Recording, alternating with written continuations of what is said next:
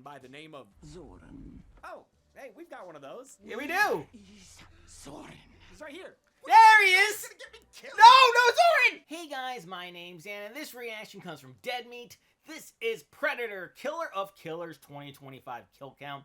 And this is a special one for me because this is something that I watched with my friends a long while back and had an absolute blast with it. Also helped with having company and watching it, and the people who also appreciate Predator and all the badass things that character does. And I do get why he's doing this now, why he's doing this one for now, because with the Predator Badlands coming out at the end of the week, maybe you can get some extra views from that, maybe get extra, whatever attention coming his way. But either way, I am really excited to talk about this movie, and I'm not sure if he's done an animated movie kill count before, but we'll have to get right into this. So before we do, though, please check all those links I got for you down in the description below. More specifically, Dead Meat's link if you haven't already. It's a great way to support the entire Dead Meat team. And a great and easy way to support me is to go right below this video and click all those buttons down there. And if you're feeling extra generous and you want to support the channel, you can do so by clicking that join button and becoming a channel member for just $1 a month. And without any further ado, let's go. Welcome to the Kill Count, where we tally up Ooh, the I love that victims in all shirt. our favorite horror movies and show you how they were made. I'm James A. Janice, and today we're looking at Predator, Killer of Killers, released in 2025.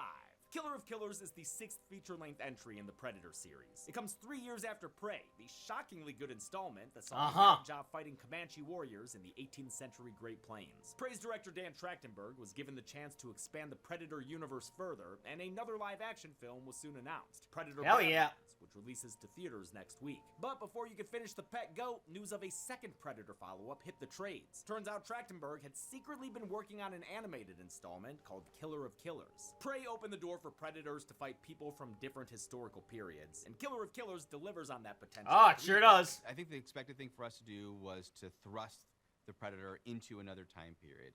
And the thing that we were really thrilled about was, what if we put him in 3? We witnessed a sort of Predator tour pretty cool. as various Yautja seek out worthy challengers across Earth's history, bringing them into conflict with Vikings, samurai, and World War II fighter pilots. It feels like getting to mash all your action figures together, and it's just fucking awesome, man. It really Killer of is. Killers isn't just a cool film, it's a good one too. Trachtenberg wanted situations and characters that were interesting before a Predator even showed up. Agreed. It succeeds with simple setups and straightforward stories that are immediately recognizable in rich historical settings. And it's all done in a fun animation style, inspired by and partially created by the team behind the series Arcane. This movie is a mean action showcase with a whole bunch of incredibly violent kills. They say Oh, whoa. they say James, are you okay?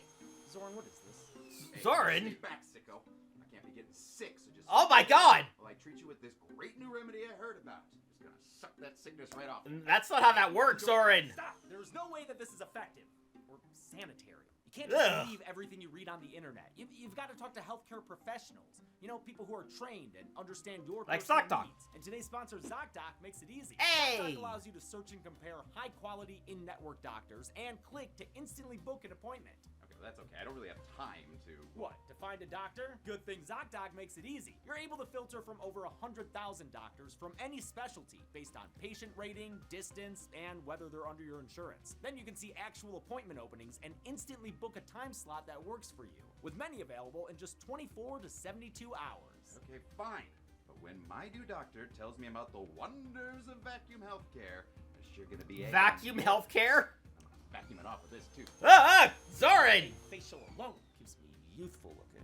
Get Oh healthcare my. from the professionals. Go to ZocDoc.com/deadmeat to find and instantly book a top-rated doctor today. That's ZocDoc.com/deadmeat. ZocDoc.com. Ah! They say history is written by the victors, but will those victors have mandibles and cool dreadlocks? Let's find out and get to the As long as details. we have to the victors. The movie begins with the Yautja's guiding edict. Go find badasses and fuck them up, son! It's like their every day is the first day in prison. And the only way to become a title phrase. Yeah! Killer of Killers is divided into segments, giving it a refreshing and almost anthological feel. In fact, we maybe should have done this in the Dead Meat video style, but we just kind of forgot to. Whoops. The first segment, The Shield, begins with CM Punk needing help against John Cena and Oh, Rock- Shield! sorry, wait, no. Begins on Earth the year 841 AD, the furthest back in history we've ever seen a Yautja. One of their ships approaches the planet, as way down below, a clan of Vikings set out on some vessels of their own. Among them are Anders and his battle-axe mom Ursa, a white-haired widowmaker who wants this hunt to be a teachable experience. Tell me why we fight. And an absolute badass. Because our enemy still lives. Their enemy is the Krivich, and their mission is all about one thing. Killing the Krivich. AKA making my life difficult. We don't get to see the actual battle, but we do see 16 bodies to add to the count. We're only gonna count what we see, even though Ursa's attempting a whole goddamn genocide. She says she wants to kill every Krivich she sees, from Krivich A to Krivich Z.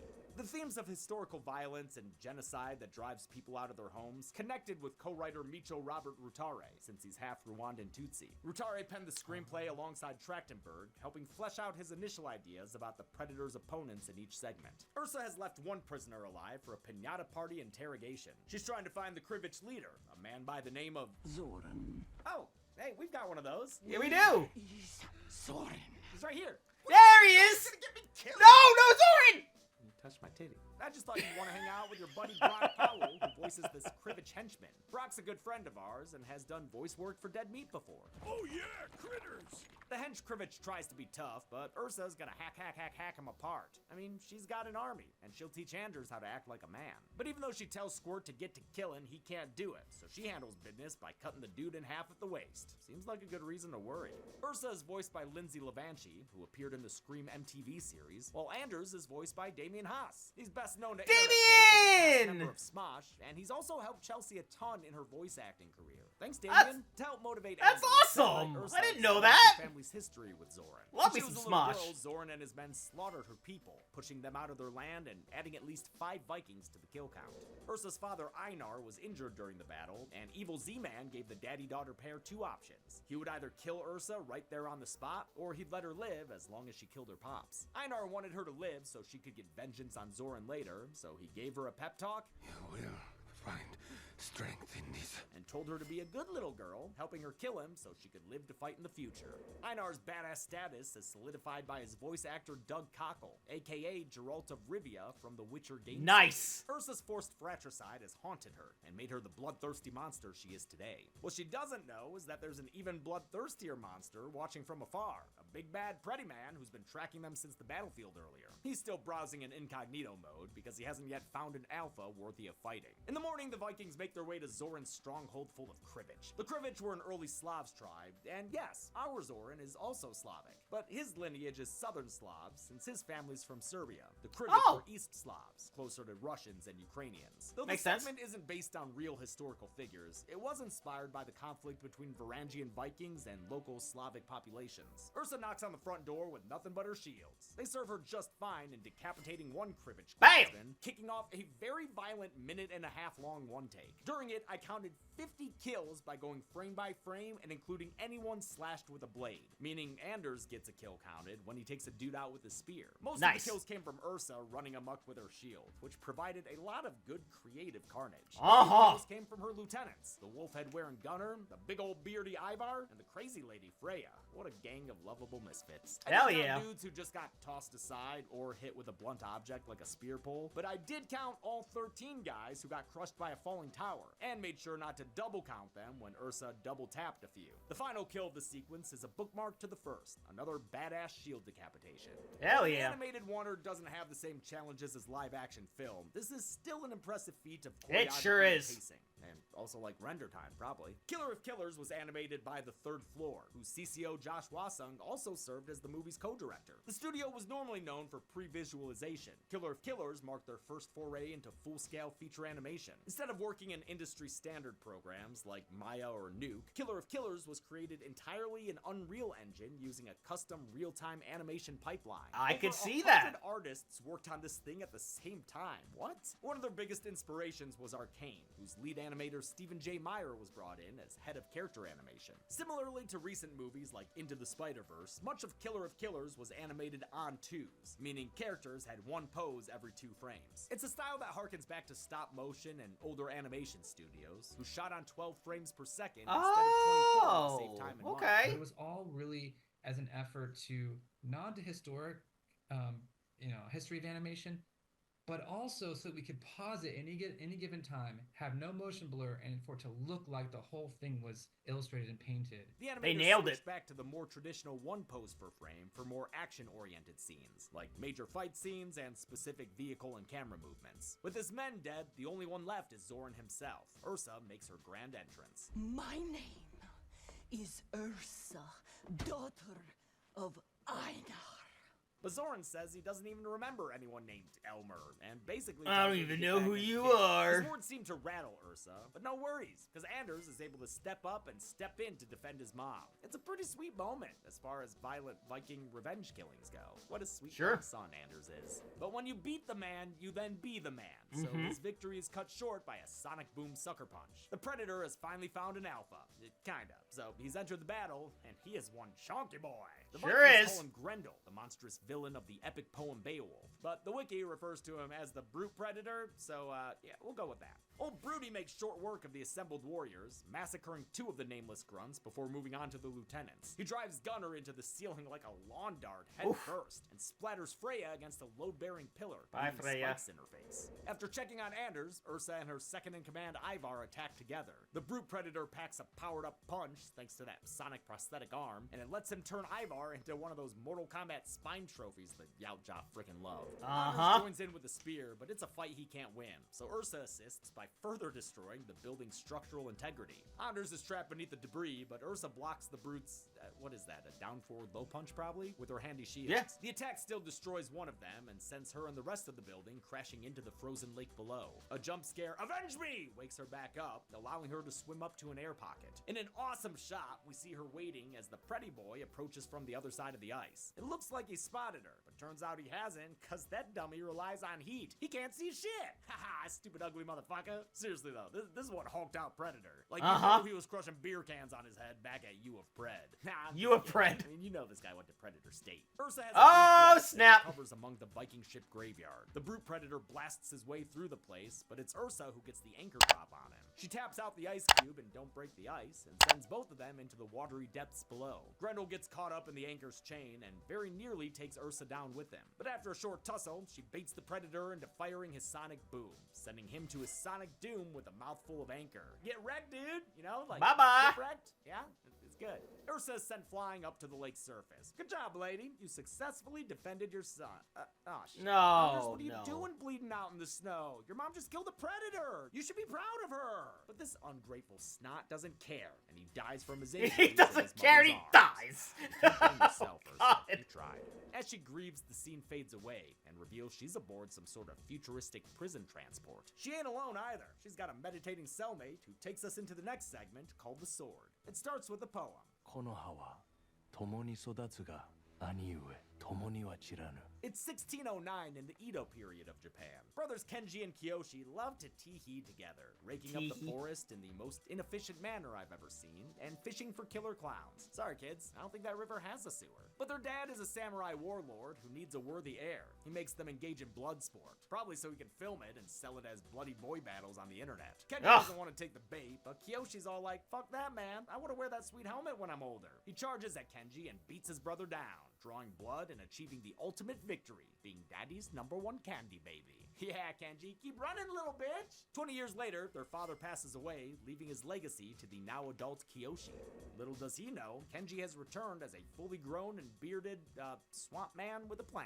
During the funeral ceremony, Kenji infiltrates his brother's castle and neutralizes a patrol guard with a blow dart. I'm gonna make a call here and say it was non-lethal. Any ninja experts, feel free to dispute it in the comments. That's called engagement. Unbeknownst to Kenji, another intruder is already here, an assassin Yautja, who, according to the Predator Hunting Grounds mobile game, is called the Oni Predator. He takes his nickname from the Japanese Oni, a cannibalistic monster roughly Heard of that. equivalent to a Western ogre or troll. Onis were all over the first season of Fortnite's latest chapter, and the namesake of my beloved Oni shotgun. How I miss your range! Kenji's spotted by a guard, but he grapples him before he can ring the alarm. A fight breaks out with the Watchtower's other guards, and Kenji has to use his skills to keep things silent and mostly bloodless. Dude is multitasking to the max, catching one samurai before he falls over the side while blocking a hammer strike with another one's head. He knocks out the remaining two with a headbutt by proxy, but his stealth mission fails when a guy in another tower sees him and sounds the alarm. With his cover Whoopsie. blown, non-lethal goes out the window, starting with this one guard who goes over the edge. Although I am gonna assume his buddies at the bottom are okay.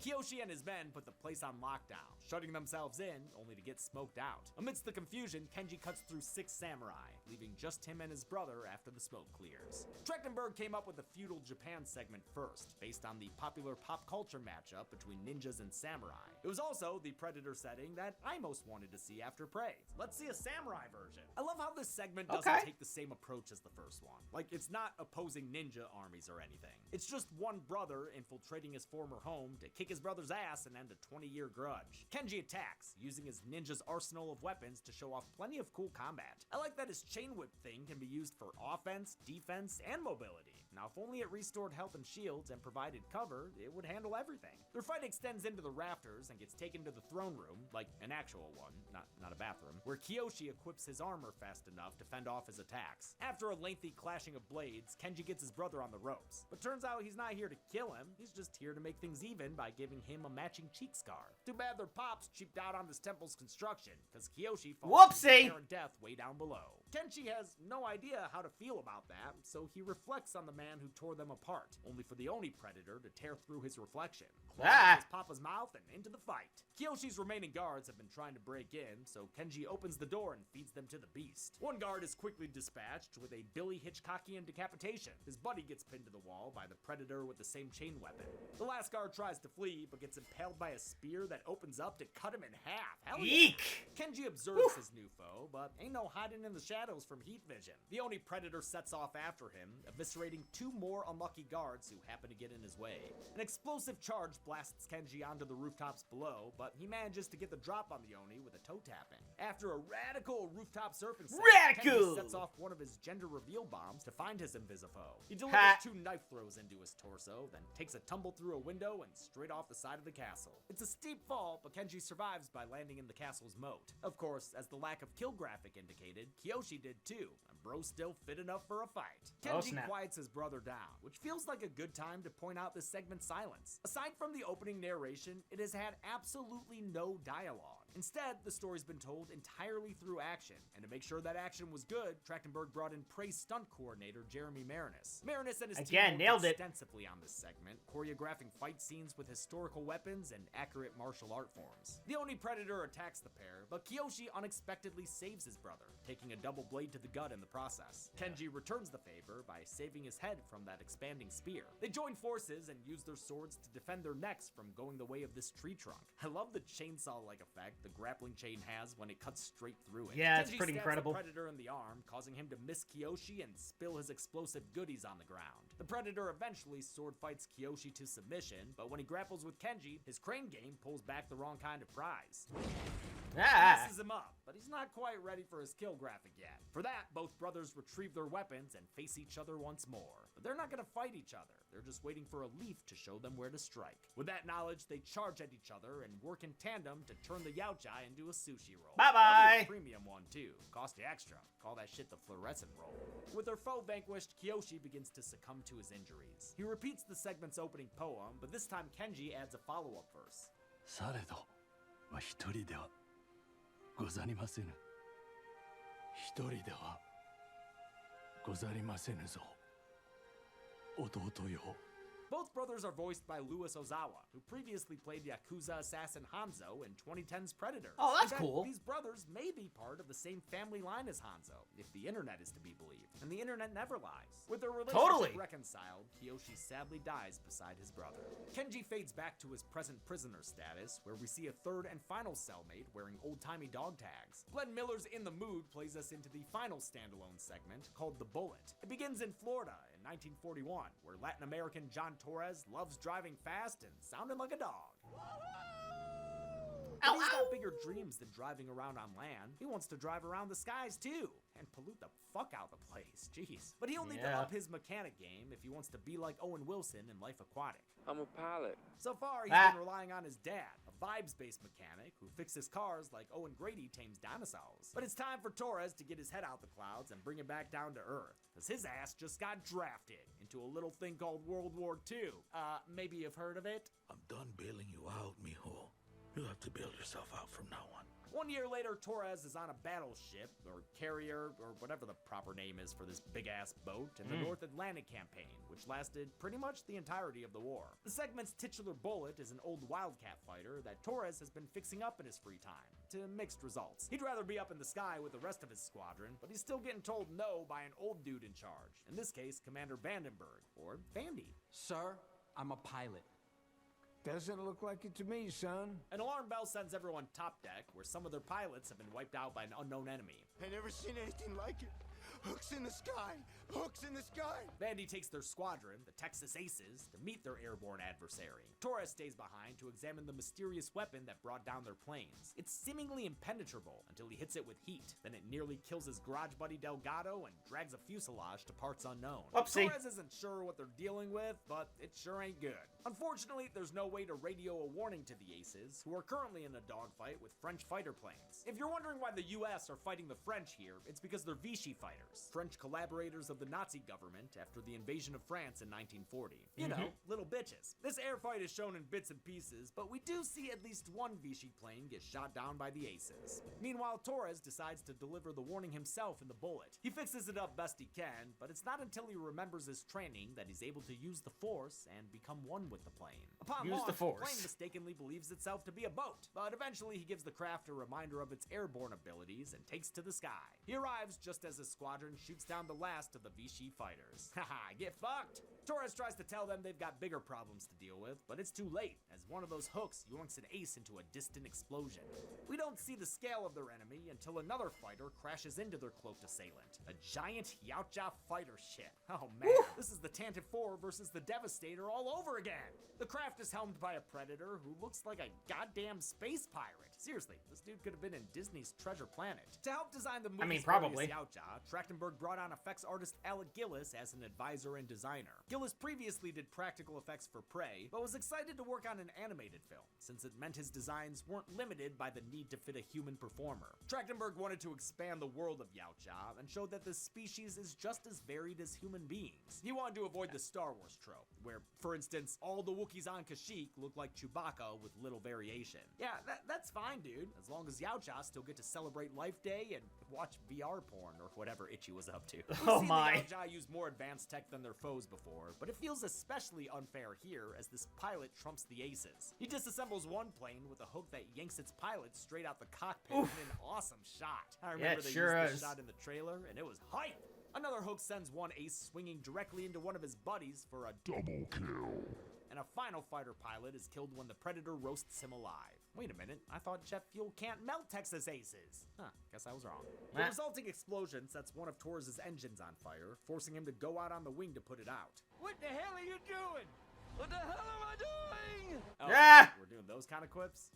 Okay. One Yeah. more unnamed Ace has survived long enough to get in a zinger himself. You missed me, sucker! But he's still unnamed, meaning he's a dead man flying. The Bye-bye. Predator fires a classic Yautja weapon, the net gun, which shrink wraps around the plane and takes its wings off. Then it heats up and slices through the rest of it, as well as the pilot, turning him into pieces that fly by Torres. Oh man. Oh, He's so gnarly. cool. Using his best Harrison Ford impression, Get off my plane! Torres Oh, manages Air to Force dislodge One. his flaming engine. It draws the That's auto where aim that of the quote's from. Predator's next hook shot, giving Torres his obligatory "they see with heat" moment. You know, after literal centuries of losing with heat-seeking technology, you'd think the Yautja would have found a better option by now. Torres wants to head back to base for backup, but Vandy tells him no one's coming, echoing his father's words from earlier. It's just you and me here, son.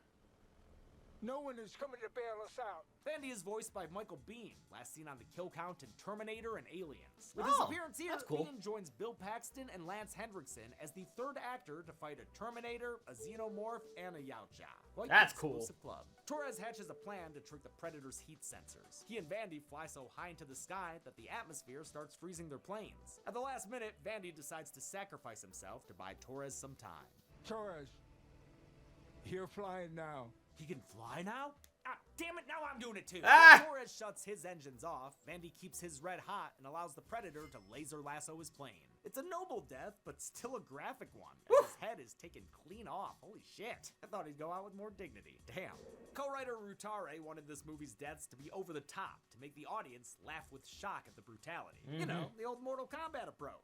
which Predator is, of course, no stranger to. Torres cries for that's Vandy also as the true. ships continue to climb. God, I love the shot of the ships breaching the cloud layer, looking like majestic sea creatures breaching the water surface. Torres is able to fall back and shoot down a Predator turbine. With his ego boosted, Torres goes full Maverick and flies low, leading the Predator into enemy territory and flying him through the city Casablanca. It's like the French Star Trench run up in this bitch. Then they fly into a full-on naval battle. Come on, Predator! I thought you loved a good fight. Why can't you fight all these ships? While Torres bobs and weaves, the big bad Predator is eventually sent crashing into the water. Sequences like this big naval battle and Torres on his plane's wing help sell Trachtenberg on the animated medium, since he couldn't really do stuff like that in live action. Oh, definitely he was not. inspired by a childhood viewing of Katsuhiro Otomo's Akira, whose Akira! animated violence left a major impression That's cool. on him. And I convinced my mom, who assumed it was a cartoon, it would be fine, to buy it for me, and my mind was absolutely blown away.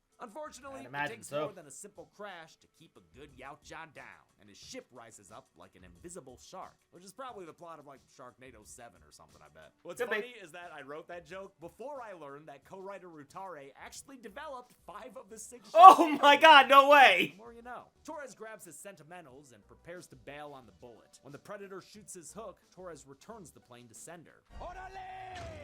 It wraps around the Yautja ship and sends the fuselage slamming down into the exposed cockpit. Torres lands safely in the water and celebrates the very well-earned massive explosion. His rescue flare takes us home to the Torres family's garage, sometime later enough that he's got a medal. Not sure what took the Predator so long, but rumbling signals the arrival of one of their ships. Despite the 3-dot laser, though, these Preddies are here to capture, not kill. They take Torres away and leave legitimate crop circles behind to scare Orson Welles listeners. Torres is awoken from cryo-sleep sometime later. No year is given, which is intentional, but Trachtenberg says he was asleep for quite some time.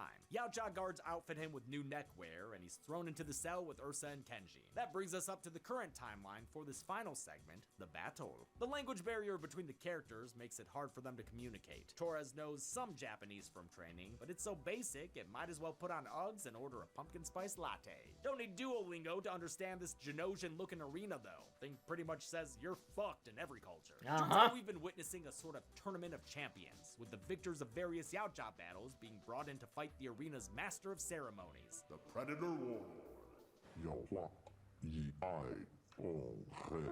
He said the thing! This imposing badass is played by polyglot Britton Watkins, who served as a language consultant and created the Yautja dialogues spoken throughout the film. Watkins previously made the Klingon language for Star Trek Into Darkness. Before they can take on the final boss, the victors will first have to battle with each other. Failure to comply will result in them meeting the same fate as one poor Predator prisoner who's trotted out as an example. You guys, they put bombs on our necks. Yes, thank you, Torres. Yes. The combatants are He provided kept it with obvious. weapons to match their skill sets. An axe for Ursa, a sword for Kenji, and for Torres, a gun.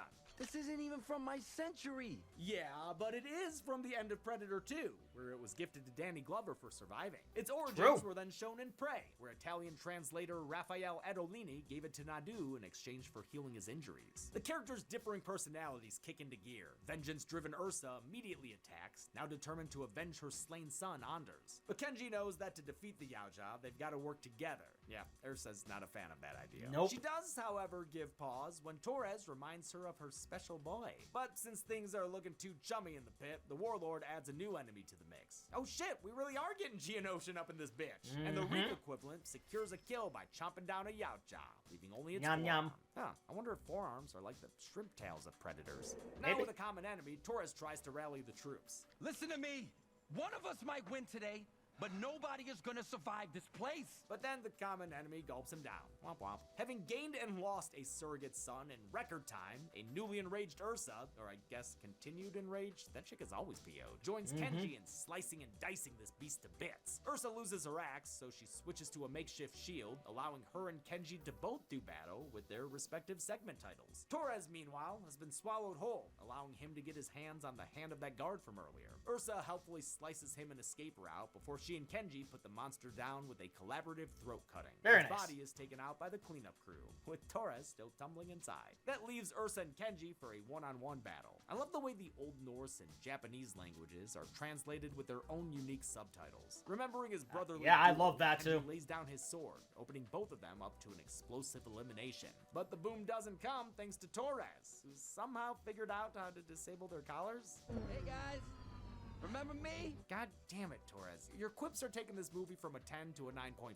for me. The trio rides their way up to Hey, the I like Warlord, them. only to get immediately humbled. Guess they're gonna have to learn the same lesson Mama Rhodes did. The final boss is the final boss, y'all. Team Human Yup. takes a brutal early pummeling, but the power of teamwork earns them slow motion action shots and a couple of solid hits. Meanwhile, Torres jacks into the Warlord ship and begins taming it through intuition. The Warlord hits his second wind and starts giving Kenji a new face hole. But before it becomes a list-worthy injury, he gets blasted away by Torres' new ride. The battle buddies make their way to the ship, but a spear throw takes off Kenji's arm in the process. Ugh. Oh, damn, dude. The wrenches keep coming when a harpoon shot further hampers the trio's escape. Ursa's still Valhalla bound, so she opts to sacrifice herself and ride the Witness Me Express down to the bottom. She destroys the winch and saves the two men she met about 20 minutes ago, who she now feels close enough to call her boys. Allir galdar thínar, a kerjar gripir, and thou quamus vener mínir secundum. A new escape is just fine for the Yautja, though. After all, these motherfuckers live to hunt. The Warlord True. declares open season on Jawlines, and the movie ends with an army of Yautja setting off to chase down Ursa's boys. An end stinger sees Ursa refrozen and sent back into the Yautja's Indiana Jones warehouse. She's wheeled past several other prisoners, first a few no-names, and then the ones we all want to see. First, Nadu, Amber Midthunder's character from Hell Prey. yeah. Then Mike Harrigan, Danny Glover's character from Predator Hell 2. yeah. And finally, for the first time in 40 years, we get to see freaking Dutch, Arnold Schwarzenegger. Yeah, from baby. the original film. It indicates that everyone who's defeated a Predator has been captured for cold storage, and also explains how Nadu's pistol ended up getting regifted to Danny Glover. How True. many warriors died in this battle across time? Let's find out and get to the numbers. What? Let's find out. Now and get to the numbers. Fuck is What? Zoran? Yo, where are you, man? I need you for this to the numbers bit. Wah wah wah Dude, wah wah wah. You seriously gotta stop using your kid as an excuse. I feel shouldn't he be old enough to feed himself by now? Just fuck. All right. Didn't want to have to break into the reserves, but should be a good Zorn around here. Oh, there's a Soren. He'll do just fine. Ah! We counted 109 kills in Predator Killer of Killers. The victims consisted of 108 men and only one Viking woman, giving us a pie chart severely lacking in her story. With a runtime of 85 minutes, that left us with a kill on average every 46.79 seconds. I'll give the golden chainsaw for coolest kill to the Texas ace that got fished out of his plane. Yeah, that was a There good were one. plenty of great kills in this movie, but this pilot plucking was the perfect use for this plane-specific Predator weapon. Double Machete for lamest kill will go to Kenji and Kiyoshi's samurai daddy, who was a bad parent and a bad death. And that's it. Predator Killer of Killers was released to streaming in 2025 and was hella well received, with a 95% on Rotten Tomatoes. I can see Hopefully why. Badlands will maintain the Predator hype. Until next time, I can't James wait to see Anthony. that too. This has been the Kill Count. On the next kill count. Have you lost all your loca motivation? Do you feel like your life's gone Uh-oh. off track? Perhaps running out of steam? I'm far overqualified for the pay I'm supposed to receive. Well, then you should consider a job at the Charles Mining Company. Trust me, you'll want to make time for this. Enjoy the natural beauty of the remote island of Aranirum. Although, you'll need to be wary of Barry, the swamp monster. Oh. Get to know the friendly and not crazy locals. I need my pickles! Because at the Charles Mining Company, we provide thorough training for all new... Oh God! Oh dear. I say train! He's coming! Ah! A spider? Do you hear that? It's him! It's him! Quick! Early opens if you gather his eggs and put a stop to this! Fine. Oh my god. Yes, the train lays eggs. There's no time to explain, because this week you need to ride the rails and defeat the beast known as Choo Choo Charles. I hope Oh. you're ready for a little monster hunt. Then on Friday, it's all aboard for the kill count, only on Dead Meat. Ah! Ah! Choo Choo Charles concurrently.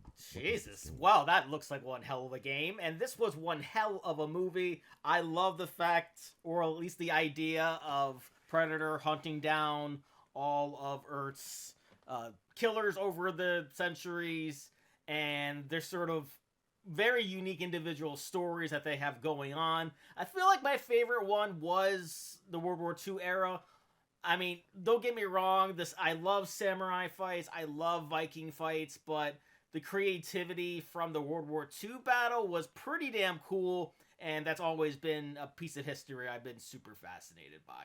But that's going to do it for me here. Comment down below. Let me know, what did you think about Predator, Killer of Killers? Please leave a like if you enjoy this reaction. Do check all of those links I got for you down in the description below. And if you're feeling generous and you want to support the channel, you can do so by clicking that join button, becoming a channel member for just $1 a month. Then lastly, and most importantly, I want to give a huge shout out to all my $5 and up supporters on Patreon. Cruising, Wolverine 310, Capster, Cronus, Joshi, Roadrunner 1967, Chris Curtis, Foss Coffany, Misa, Misa 2, Fleet Street Vicom, Songbird 177, Misa 3, Inkalinquist, 20 Owl, The True Sunny Hero, The Demons of Rage, Kitty 89, SCP-3887B, Isaiah E. Craig, Melania Alam, Hyro Mangana Tinako, brand new patron supporter Tina Yursik Papatsky, I do apologize if I'm butchering that, and welcome back Powerpuff Girls fan number 8. And if you two like to have a shout out and in each and every one of my videos, please head on over to patreon.com/eDanReactor for more, and I'll see you guys next time.